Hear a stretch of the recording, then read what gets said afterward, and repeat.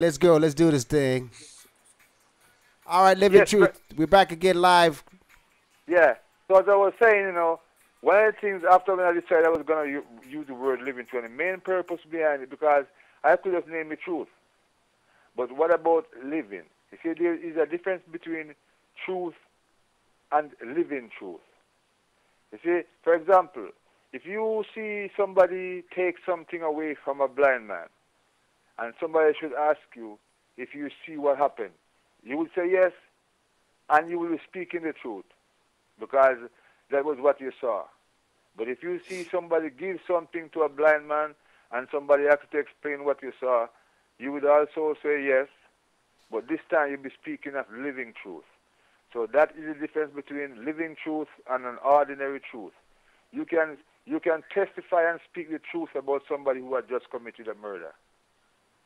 And you can also testify and say something, speak the truth about somebody who has just saved a life. So that is the difference between ordinary truth and living truth. Living truth is pertaining towards when you do things towards righteousness and do it in the way that God would love it to be. So that's why when I sing songs, I like to sing songs of inspiration and songs of love and songs that will uplift the poor, the downtrodden, and the underprivileged, irrespective of a man's color, his class, or his creed.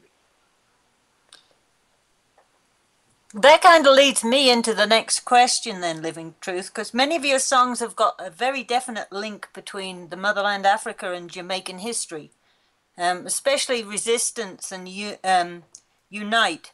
So can you tell us a little bit about that, how you've gone back in history back to slavery, when the slaves, and how you've linked it with Jamaican history in your songs? Well, how I link, for example, the song Resistance, and how I link it is that I, based upon my knowledge of what took place from Africa, between Africa and Jamaica, what runs down in the history of my mother's generation is that it was like you've been sitting there in Africa, for example, back in the days before slavery, the slave trade began, and everybody was having a wonderful time. They were probably celebrating a wedding, a birthday, or some grand occasion. And in the midst of all what was going on, you look up the road and you see a band of men coming down bringing guns and machetes and knives and chains. And when they came down to this gathering, what was happening there didn't mean nothing to them. They gathered all the men on one side. They gathered all the women on one side. They gathered all the boys and the young girls on one side. And can you imagine? That was the last time most of them had ever seen each other again. And then what my grandmother said was that she happened to be what runs in the history of my great-great-grandparents that comes to Jamaica. They said while they were on the ocean coming to Jamaica, slavery was abolished. But it was much easier for them to take them to the nearest port than to take them back to Africa. So they land them at Moran Point in Kingston, Jamaica. Moran Point in Jamaica, not Kingston, pardon me. And when they land there, the place looked just like Africa. So they start to walk up and down over the whole place trying to find their district or even some site of the land where they came from. And when they realized that they were in a strange land, because at first they see daylight after probably about 3 or 4 months, they decided to settle down. And some of them stayed in a place they called Moran Point, some of them stayed in Mansion Hill, and some of them walked their way to Westmoreland, and some went down to Hanover, Lagwood in Hanover. So back in the days, they used to walk and visit each other until the younger generation gave up the practice. And that was how the division came. They didn't see each other again. So the point I'm trying to make is why when I sing a song like Resistance, and I say, Babylon, when me do you, me went there upon them in a trouble you, but you can't take me by force from me mama land. And then you force me to work on your plantation. Go on a language, me have to abandon. You see, when the Africans came to Jamaica, they couldn't afford to speak their own language. They weren't allowed to communicate with each other.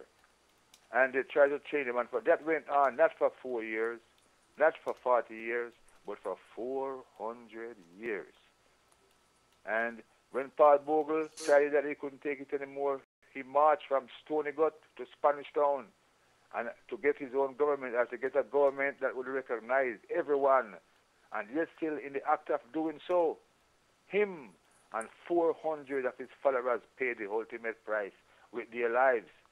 But there was one thing startling about the whole thing, that there was a man who was also crucified with them by the name of George William Gordon. And he didn't have to be with them because he was of English descent. His father was an Englishman, so he could have stick with it, but because he also stood for injustice, he suffered the consequence.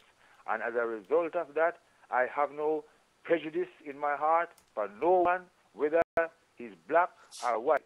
As long as he decided to do unto others as you would have them do unto you, I am with him. And because the final conclusion I came to is that if black people alone, slavery would still be going on. If it was for some white people alone, slavery would still be going on. It had to be a combination of people coming together with one love and decide we're going to save this cause and stop it immediately. So that is why I sing the songs that I sing, and that is why I am in sympathy with myself and with everyone else, whether you're a Chinese, Japanese, English, white, black, green, Indian, or whatever. There are suffering people in every country, of every race, who will listen to the same philosophy that I want to bring out to the world right now. And that is why I sing, Jen. All right. Oh, man, that is awesome. That is awesome.